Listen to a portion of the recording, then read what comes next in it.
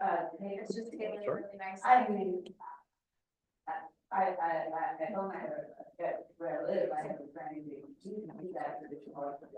And, I will Hello, everyone. Good evening. My name is Sarah Gottwallace, and I'm one of the co-chairs of the Dr. Talbot Spivak Holocaust Memorial Committee. On behalf of the committee, I want to thank everyone for taking their time to support and honor Holocaust education and Holocaust memory. This becomes more and more important with each passing year. This evening, it is my pleasure to present the curator of the Holocaust Museum and Cohen Education Center of Naples, Florida, Cody Rademacher. Cody is a graduate of Florida State University's Historical Administration and Public History program. After earning his degree in 2011, he began his work with the museum in 2012, and he's been there ever since. Cody has overseen dozens of in-house installations and creations, which is still fun to say. He has mentored interns, and he has worked tirelessly to form and perfect the museum's archives and exhibits in its new permanent location. And this includes over 1,000 artifacts generously donated by our local community. One of those amazing artifacts is parked in parking lot 8, right behind the P and right beside the T building. It is the World War II era boxcar. If you have not had the chance to do so, try to swing by and check it out. Thank you, Cody, so much for that loan once again. So today he will be discussing liberation on a local level. So without further ado, please help me welcome Cody. Hi there. Thank you so much for coming out today. We really do appreciate it. As Sarah said, my name is Cody Rademacher. I am the curator here at the Holocaust Museum and Cohen Education Center in Naples, Florida. And as Sarah said, I'm going to be talking about liberation on a local level. When we think liberation, there's a few things we think of. Well, the first thing we think of is those who are liberated, those who are actually no longer being incarcerated, imprisoned, etc. The other thing we think of are liberators. And that has a very unique aspect to it because in the sense of who are liberators in the Holocaust, we actually have a very distinct definition.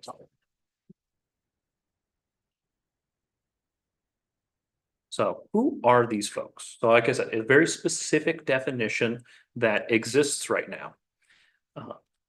It was actually defined by the US Army, specifically liberating divisions. So actually military divisions are ones whose unit records held at the National Archives detail that they arrived at a Holocaust site within 48 hours of its initial encounter by its division or another division. And you might be wondering yourself, how did they come to this? Who decided to be that specific? And that was actually a joint effort between the US Army's Center for Military History and the United States Holocaust Memorial Museum in DC. They actually worked together to create this definition. And again, it is a very specific one. And it's partly because this was developed about 40 years after the war. They were having to work off of primary sources and understand what levels they could actually recognize people, because they could have done like regimental level, they could have done battalion level, but the specifics of that would be more and more difficult over time versus this divisional record. In addition to that, you had them choose specifically the National Archives division record because there was a lot of like liberator stories out there that might not necessarily match up with what was officially reported. So they had to choose something that seemed very official and ultimately was they saw as a reliable primary source that was already accepted within the US record system. And a good example of some of the odd stories you end up hearing actually comes from my neighbor about 5, 6 years ago at this point, where she actually told me that her father was part of the 101st Airborne. I was like, okay, that's amazing. That was a liberating unit. And that he liberated Auschwitz-Birkenau in Poland. The 101st Airborne did not get remotely close to Auschwitz, Poland. So clearly there was something lost in memory there. So that's why they decided to go with these official records based off of official recordings by each division. So you now know what a liberator is. Let's actually talk about liberators and liberated in the region of Southwest Florida.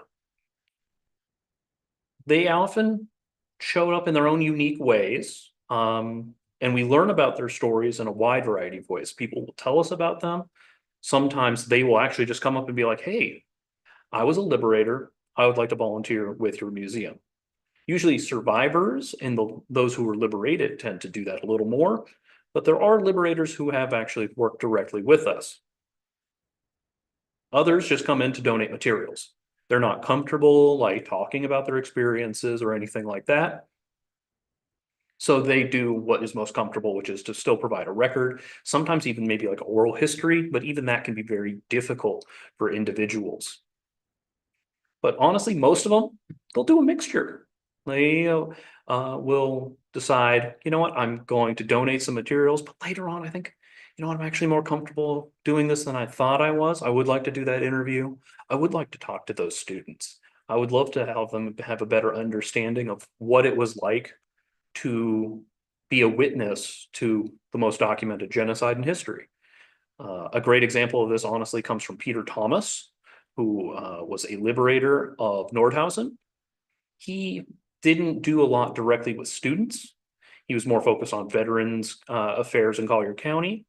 But one thing he did for sure, not only did he take part in our oral visual history program, but he also lent his time and his expertise as a voice actor for our very first audio tour that we had, which was especially nice because if you've ever listened to the show Unsolved Mysteries back in the day, or I might be streaming still, he was the one who actually did the voiceover for that. So we had actually a professional voice actor in our community, not only be kind enough to lend us his time and skills, but also share his story as a liberator.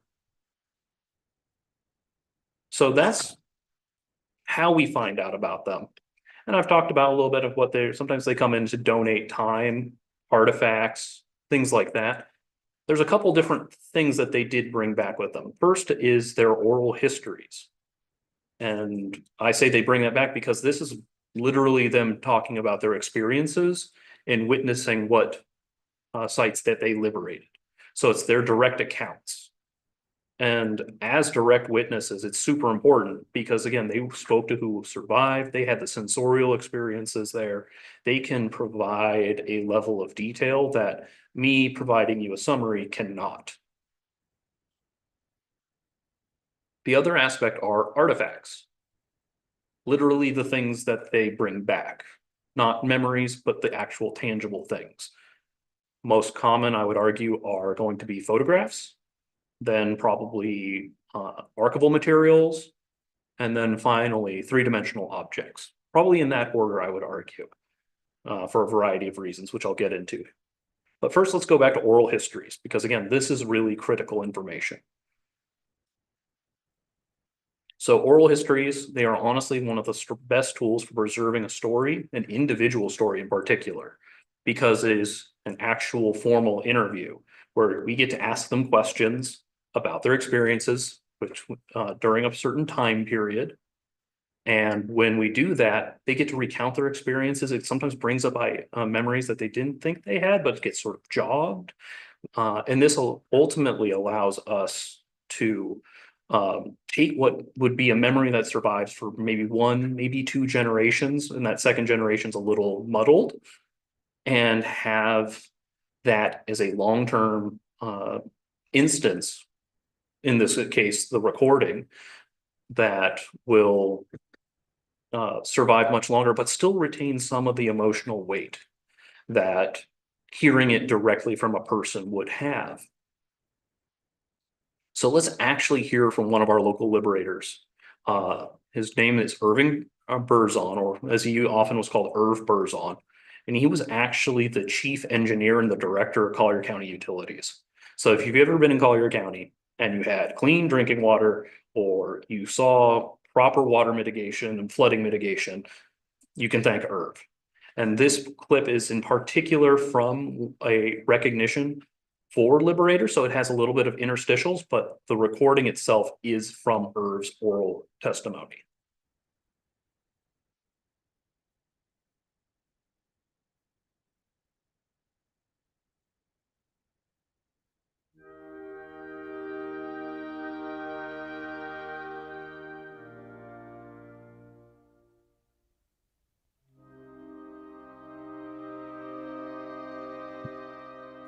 Ohrdruf was basically a concentration camp where they literally assassinated and killed just about everyone that got there. And those who were not killed either escaped or were transported back to Buchenwald.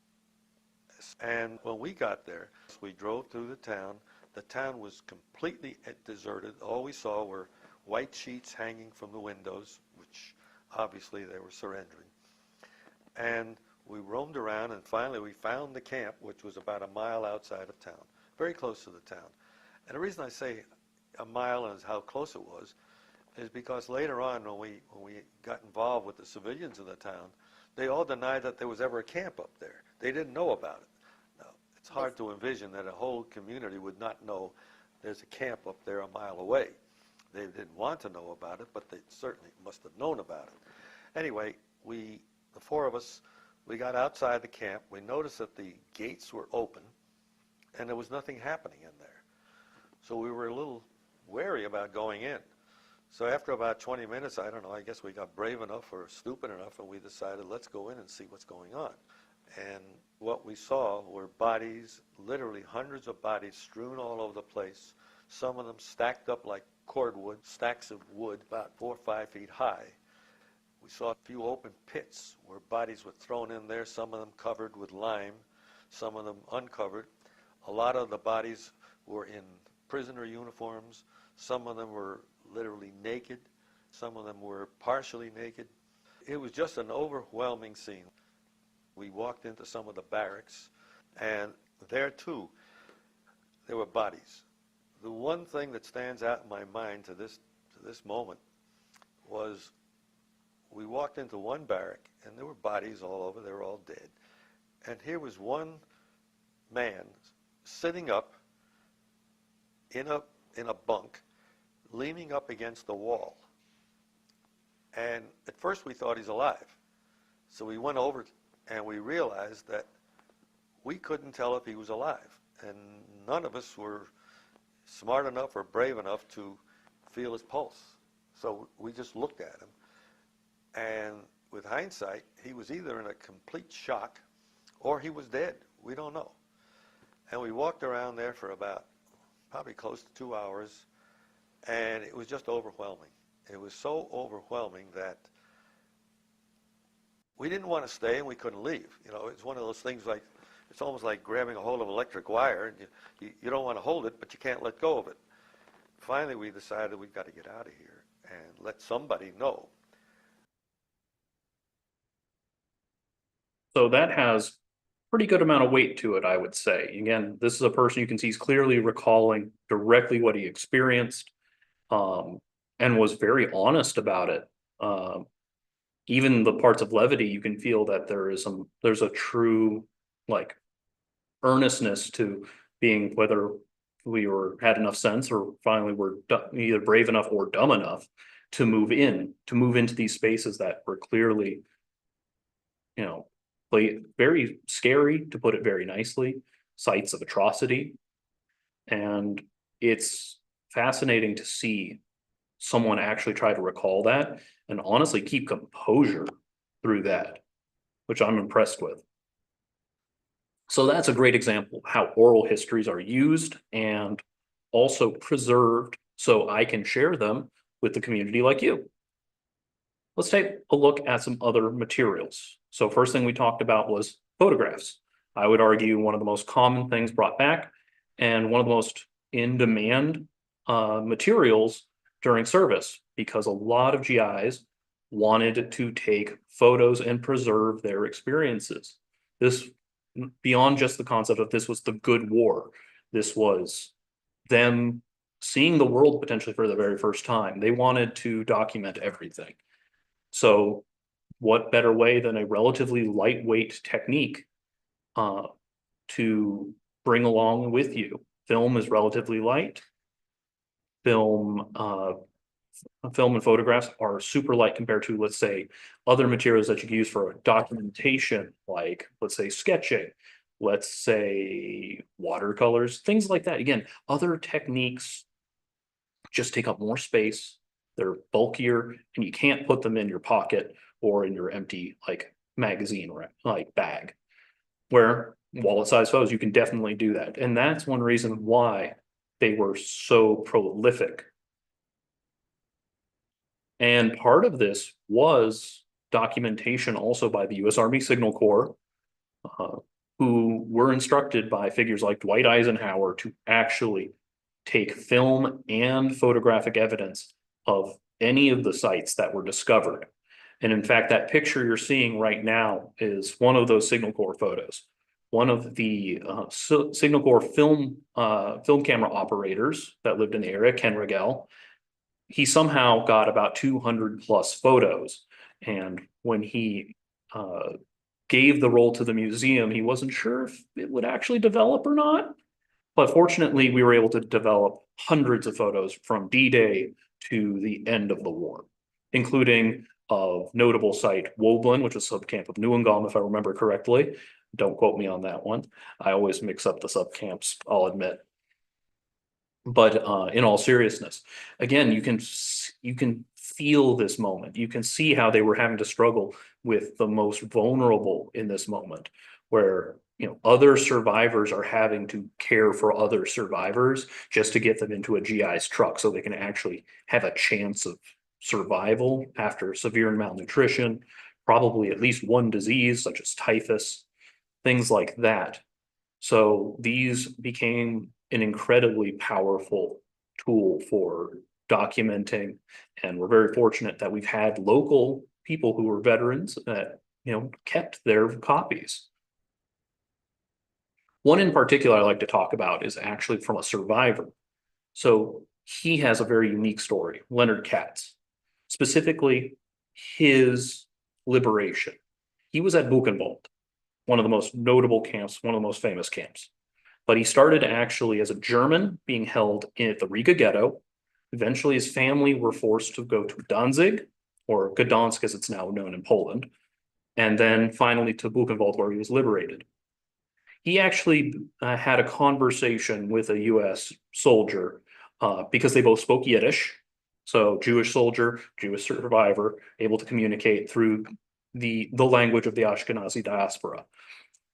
And the guy said to him, "You should take some pictures of this place and what you're going through." And Leonard was open with him and said, "I don't have a camera." The guy came back a few days later and gave him, as he referred to it in his oral history, a liberated camera. So most likely from either someone's house, maybe on site, and he ended up giving it to Leonard.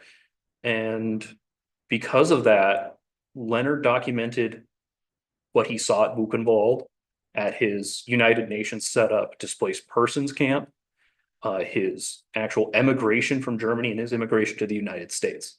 And the photo there is from that collection. He was documenting just everyday life in Buchenwald. And again, it's hard to imagine being a survivor, being given this incredible tool for documenting what was around and just using it as much as you can until you actually ended up at your new country. One I'm partial to when it comes to materials is archival. I actually trained as an archivist, so I'll admit I am biased. But I find them to be particularly interesting, especially personal papers.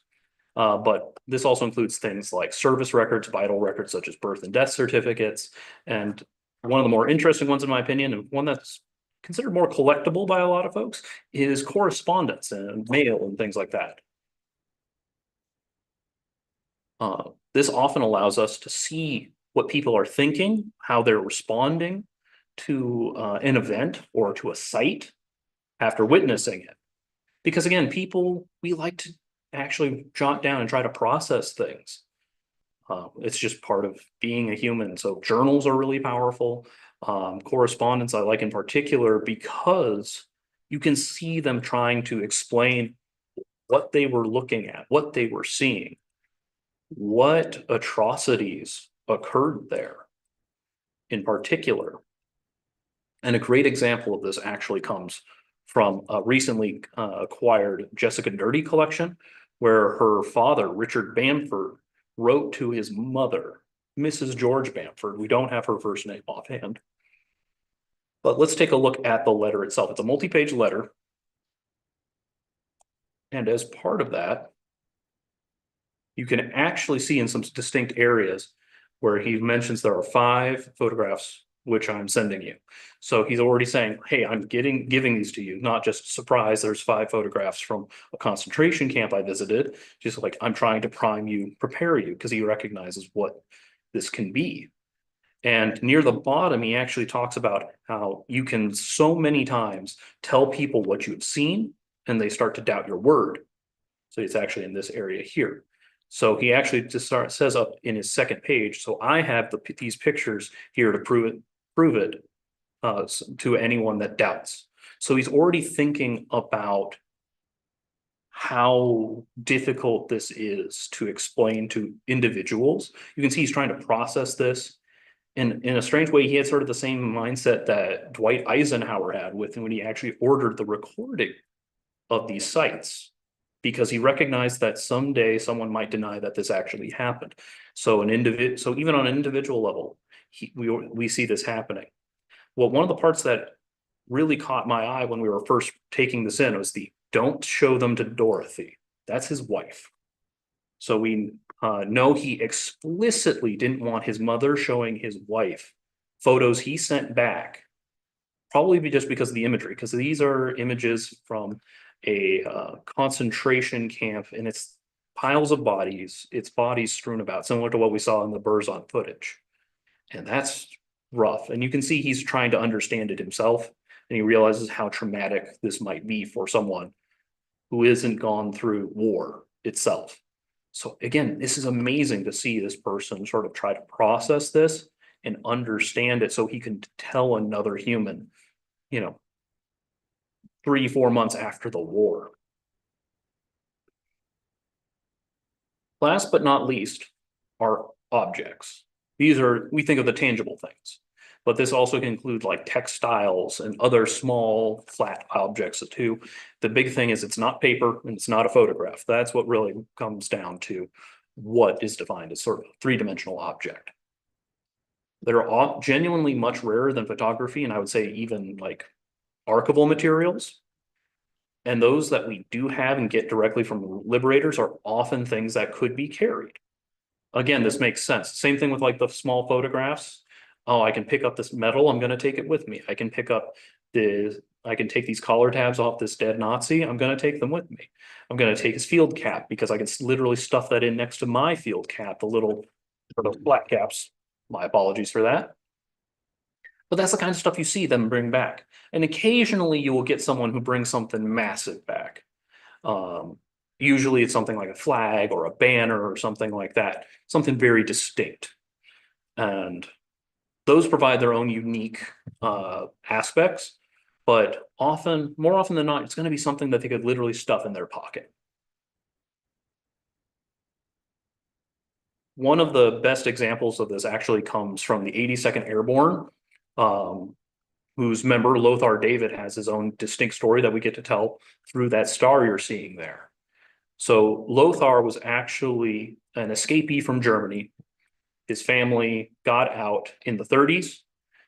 He joined the army or was enlisted. We're not fully sure on the details on that one. He ended up being a part of the 82nd Airborne Division. So one of the most, I would say, active divisions, especially during the European theater, because they were part of the invasion of Italy, then they were part of the invasion of Normandy, then they were part of Northern European campaigns.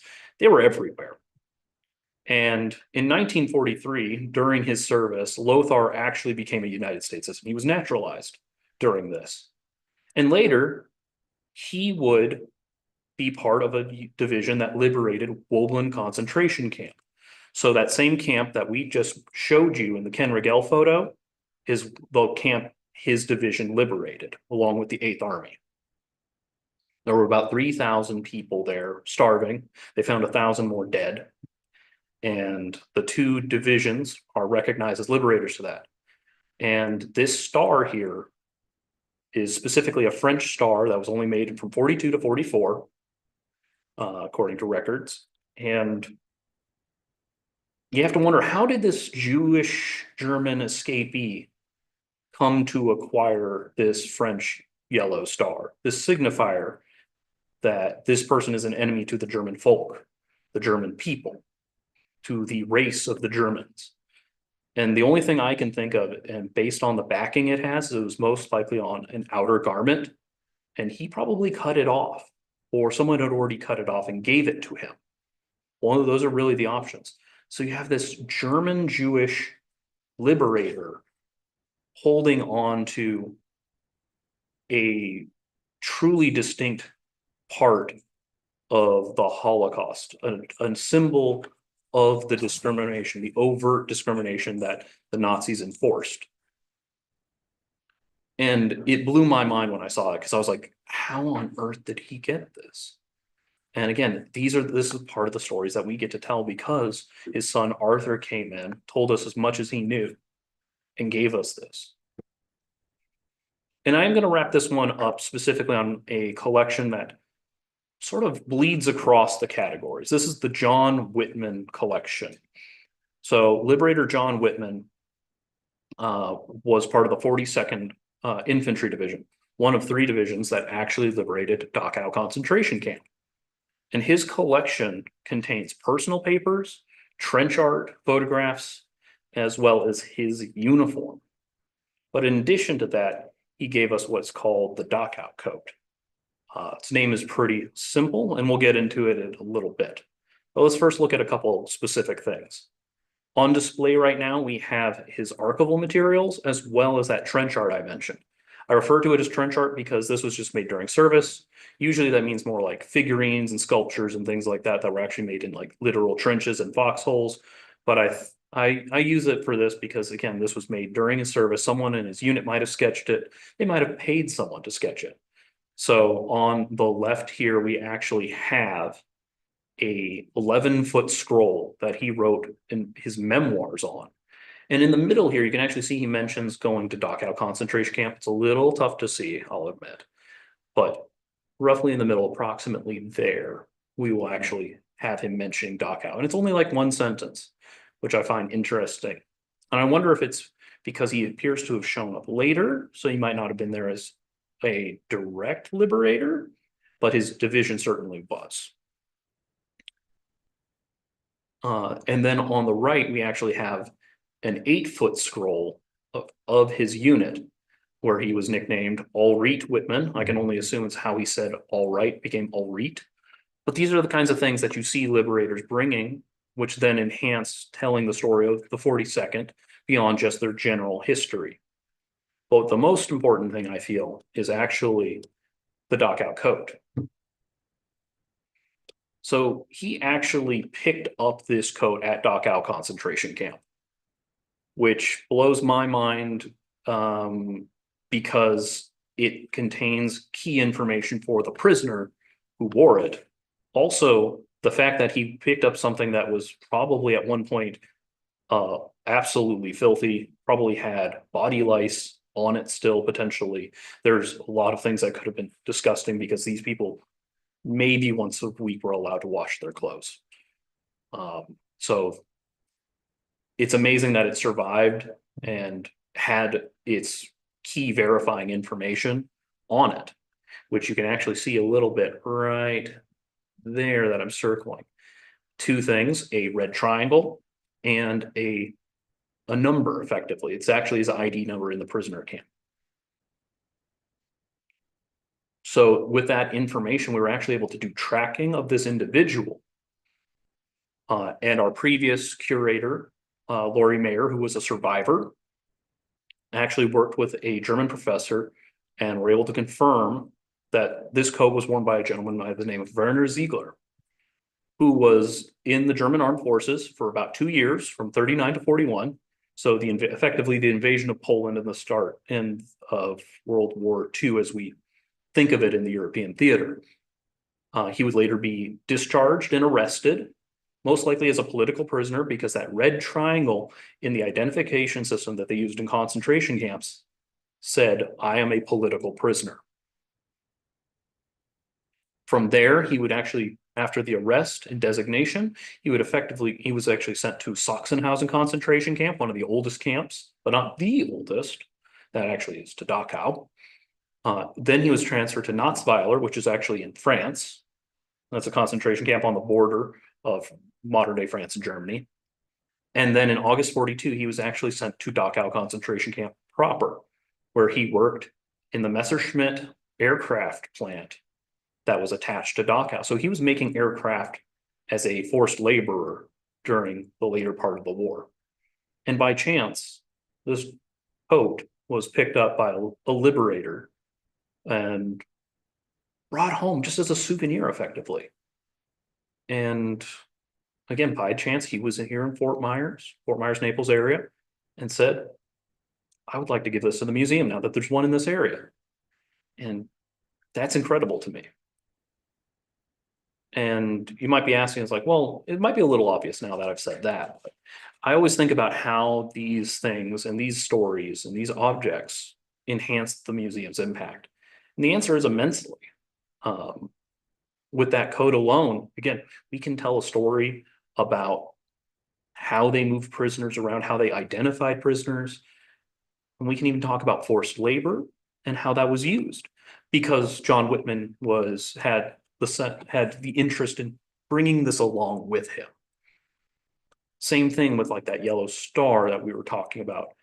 Lothar David allowed us to open up a fascinating aspect of his own experiences because he brought this back, and his son looked at that in his story and said, I think that museum might be interested. And most importantly, these things are, again, one-of-a-kind items.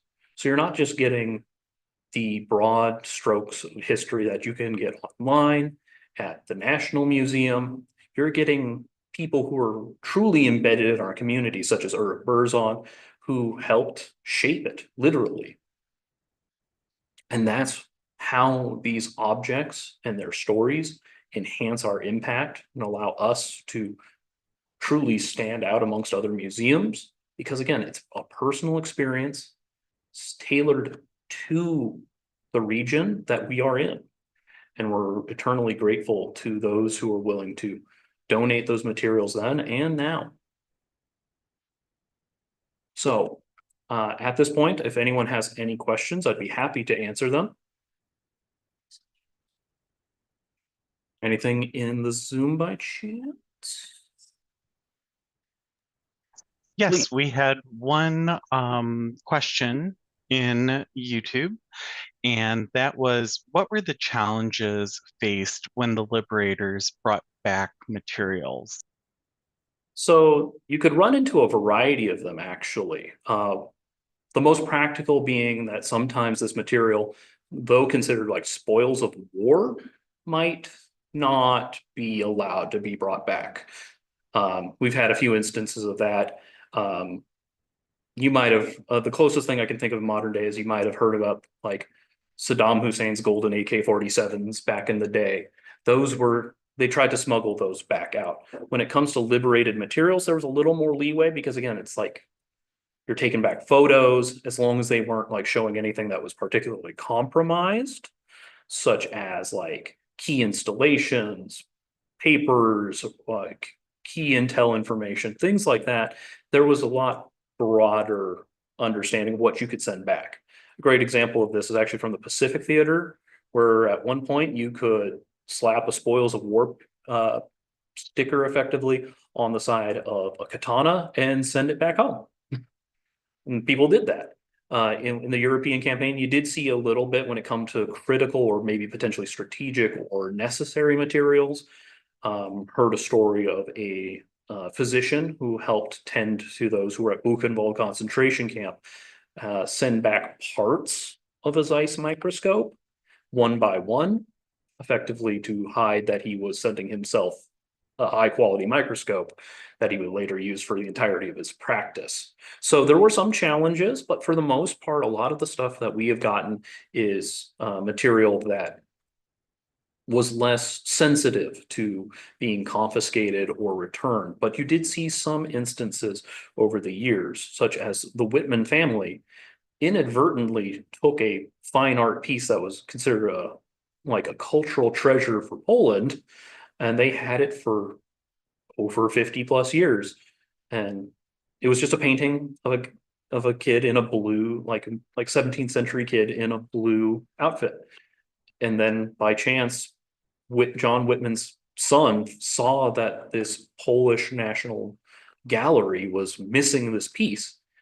And they ended up being like, oh, we have to take this back. We have to see if we can get this back to him because this has been literally in our living room for 60 years. So there are some interesting challenges where things that shouldn't have been brought back were, and often also times where things that would seem innocuous to us now might have been considered secrets or sensitive and might have been actually confiscated by censors or maybe even military police. Any other questions? Yes, I have one. Bring up the idea of a coat or Mhm. some warm, clothing. All the time when we see pictures, we always see a striped pajama type thing. But, we're talking some very, very cold territory, especially Poland. Mhm. Were the prisoners supplied any type of warm clothing? So the big question here is whether they were provided clothing that was effectively adequate for their environment. I know it. Effectively, the answer is no, unfortunately. But it would be effectively as needed. Anything that was done to improve the sort of living conditions of forced laborers was so they could extract more value out of them as laborers, not for their comfort, for their safety or anything like that. Which is why you saw people, especially near the end of the war, when things were really falling apart for the Nazis, you see people in worse and worse attire. You even see them wearing their civilian clothes with maybe a cloth X on the back, just to indicate that they are in fact prisoners. So they were getting so bad to a point that they're like, okay, you were imprisoned with your civilian clothes. We're just gonna sew this X on, and you're now a prisoner here.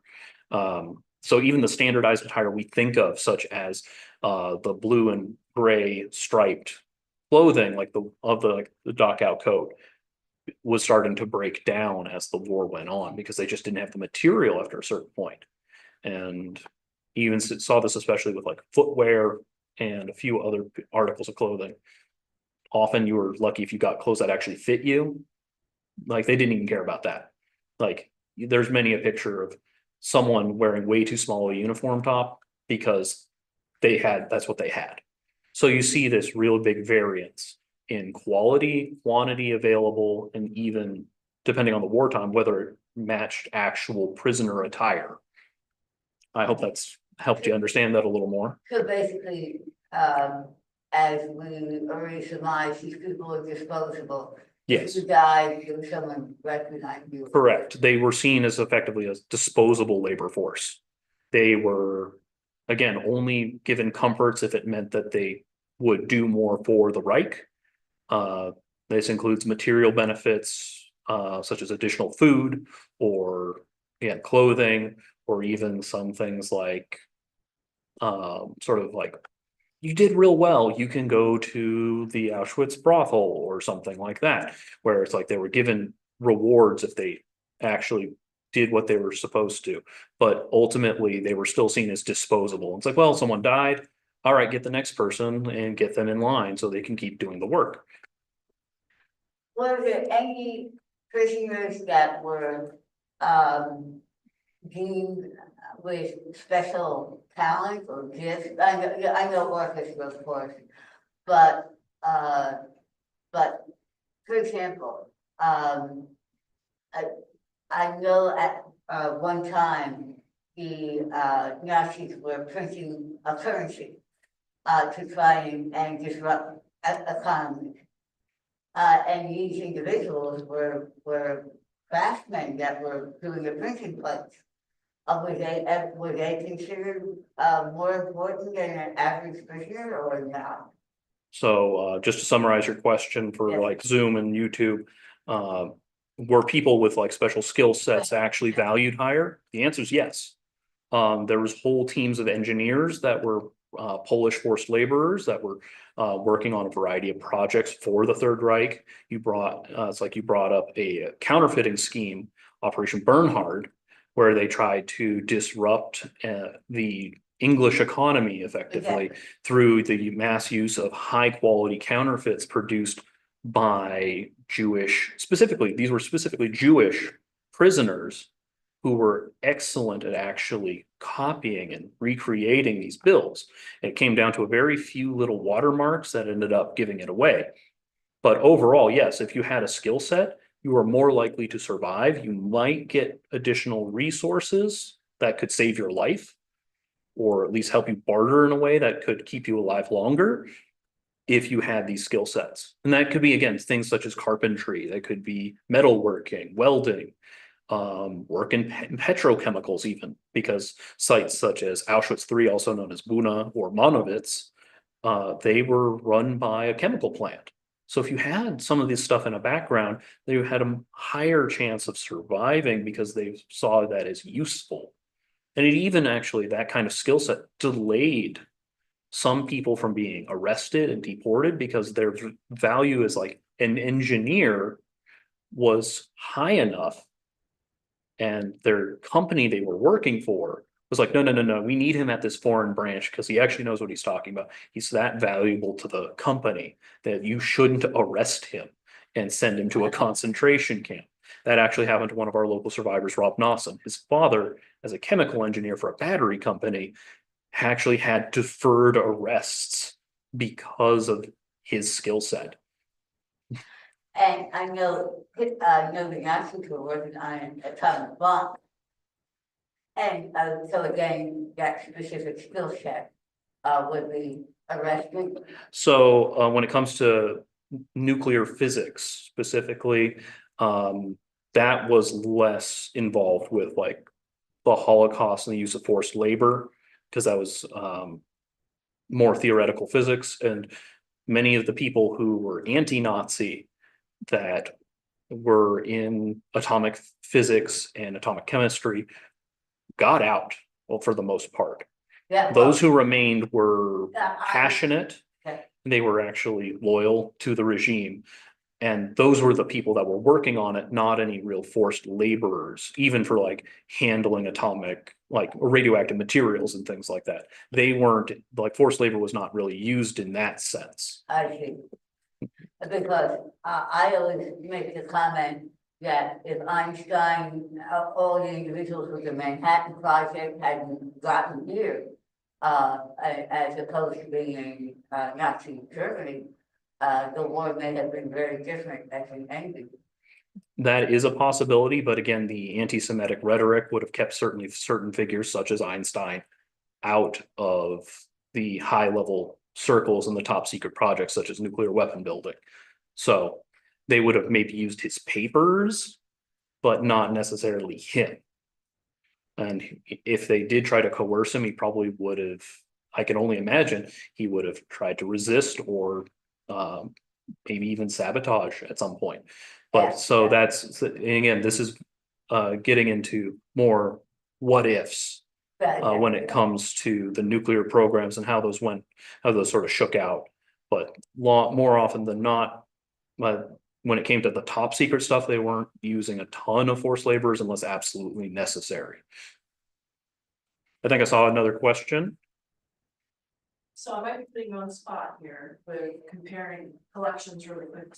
But thinking about the pictures that are brought back by liberators versus that survivor being given a camera after liberation, what are some of the major things that pop out and stand out between the differences or maybe similarities between pictures taken by people who were there in the camps for X amount of time versus the people who are walking in and saying, oh my God, you know, the difference of like, how would you take a picture of your house versus me taking a picture of your house and you're saying, well, it's a TV. And I say, yeah, it's an 85-inch TV.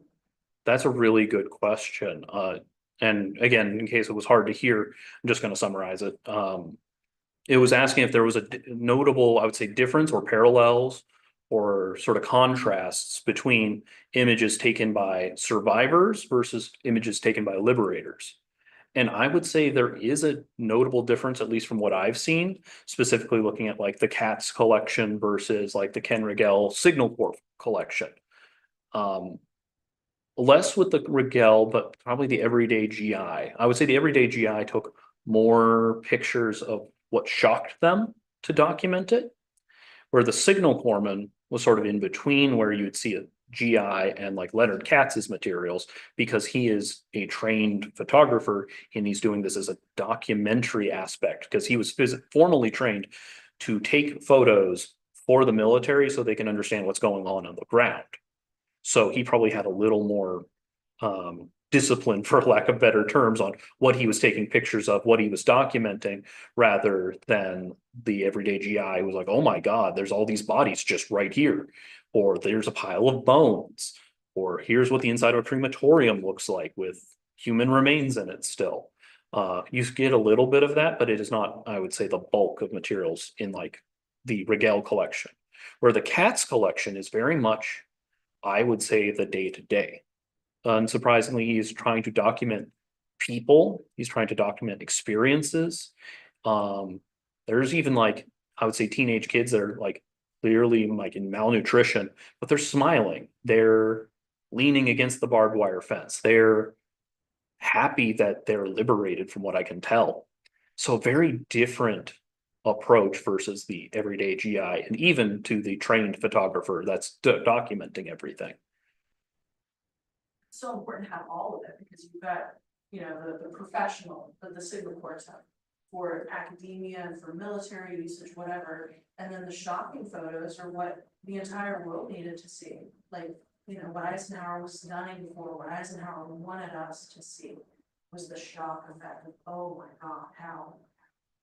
Yeah, I have to agree. I think it's super important to have this broad understanding that of what people documented.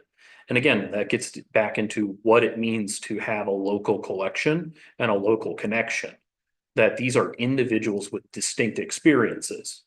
And to understand those experiences is to understand the Holocaust that much more, whether it's the shocking imagery or the mundane, relatively mundane imagery. It's important to understand that these all reflect aspects of survivors, liberators, and their experiences. What they thought was important enough to. Exactly. You don't really waste film in a wartime space. At least you try not to. I've seen plenty where someone's messed up, but they didn't think they messed up probably at the time, but it misfed or something like that. So you get half of one photo and half of the other, and you're just like, okay, can I actually put this together? Maybe. No, the answer's no.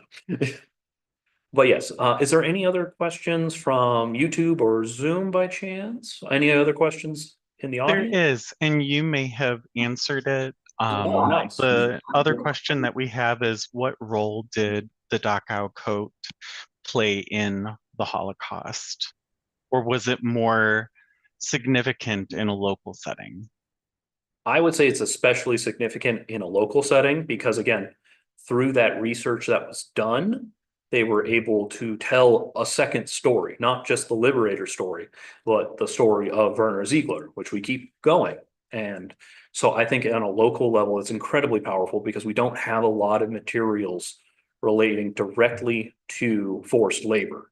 And Werner Ziegler's whole story culminates with that. And the role those uniforms played was mainly as an identifier that this person is a prisoner, obviously through like the striping, or later, as I mentioned, the X on the back or other indicators that this person is being held at a concentration camp. And then also it had the key information of what their ID number is, which would be used in mechanical computing to say that this person is working on these projects for this company or being transferred to another concentration camp. And they would actually track someone by that identification number, similar to like if you like moved and changed your license effectively. It's like, yeah, okay, you're now here, but you were previously in Florida or something like that. And they can track that information. So they were using a similar sort of numbering system that we sort of see in our everyday records. And that provides very unique insight. And so it's a really powerful tool of documentation, of explaining how people were moved through these camps, lived in these camps, and also how they were identified on site by that triangle I mentioned. So red, again, political, if you had a yellow star, you were Jewish, just there because you were Jewish. But there were some overlaps, like if you were a communist Jew, you would get a red and yellow star. They would actually overlap the triangles. Pink homosexual, black was a catch-all of asocials. I always use air quotes for that because it means that you either didn't want to work, you might have been Romani. The black was also used for the Romani because they were seen as lazy or thievery or liars, essentially as a drain on society broadly. Green was for actual criminals, like people who were imprisoned and then transferred to camps. And brown was used also for the Romani. And last but not least, there was purple for the Jehovah's Witnesses. So these are just some of the ways that they use these triangles to quickly identify someone as part of a certain group in these concentration camps. So those uniforms played quite a few roles, despite it being just mainly a prisoner uniform. We can glean so much information from it.